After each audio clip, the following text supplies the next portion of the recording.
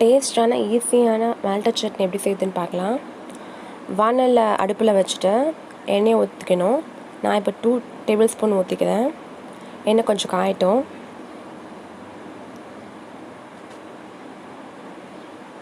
எண்ணெய் காஞ்சதும் வரமிளகாய் ஆட் பண்ணிக்கணும். நம்ம டேஸ்ட்டுக்கேற்ப நம்ம ஆட் பண்ணிக்கலாம். நான் வந்து இப்போ 1 ஆட் பண்ணிக்கிறேன். அடுத்து நல்லா நறுக்கிய வெங்காயம் 1 நான் ஆட் பண்ணிக்கிறேன். திட்டமான சைஸாக இருக்குது, அதனால நான் 1 ஆட் பண்ணிக்கிறேன். உங்களுக்கு எவ்வளோ வேணுமோ, எத்தனை பேருக்கோ அதுக்கு தகுந்த மாதிரி நீங்கள் ஆட் பண்ணிக்கோங்க. அப்புறம் கொஞ்சம் வதக்கி விட்டுக்கோங்க. வதங்கிறதுக்கு தேவையான அளவுக்கு உப்பு ஆட் பண்ணிக்கிறேன். கொஞ்சம் வதங்கட்டும். அப்பப்போ கொஞ்சம் அதை கிளறி விட்டுக்கணும்.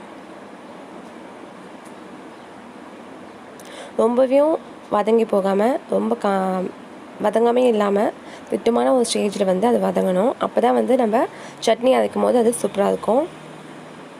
நம்ம இதில் வந்து வரமிளகாவும் வெங்காயம் மட்டும்தான் ஆட் பண்ணுறோம், பொட்டுக்கடலை கூட. ஸோ அதனால் அந்த கன்சிஸ்டன்சி பார்த்துக்கோங்க. ஸோ வெந்துடுச்சு. இப்போ வெங்காயம் அரைக்க போகிறோம். ஸோ வந்து வெங்காயத்தை வந்து ஆற வச்சு நான் மிக்ஸி ஜாரில் இப்போ சேர்த்துக்கிறேன்.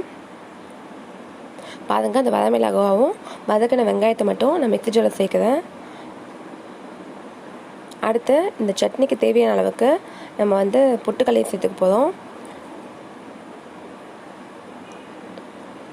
நான் வந்து 1 கப் அளவுக்கு பொட்டுக்கடலை எடுத்துருக்கேன். ஸோ அதையும் நான் இப்போ இது கூட சேர்த்துக்கிறேன். அடுத்து சட்னிக்கு தேவையான அளவுக்கு உப்பு நம்ம சேர்த்துக்கலாம். அவ்வளோதாங்க, இப்போ அரைச்சிக்க வேண்டியதுதான். அடுத்து தாளிக்கிறதுக்கு அடுப்பில் பேனை வச்சுட்டு கொஞ்சம் எண்ணெய் ஊற்றிக்கிறேன். எண்ணெய் காய்ச்சதும் எப்பவும் போல் கடுகு உளுத்தம் பருப்பு போட்டுட்டு கருவேப்பிலை கொத்தமல்லி போட்டு தாளிச்சிக்கிறேன்.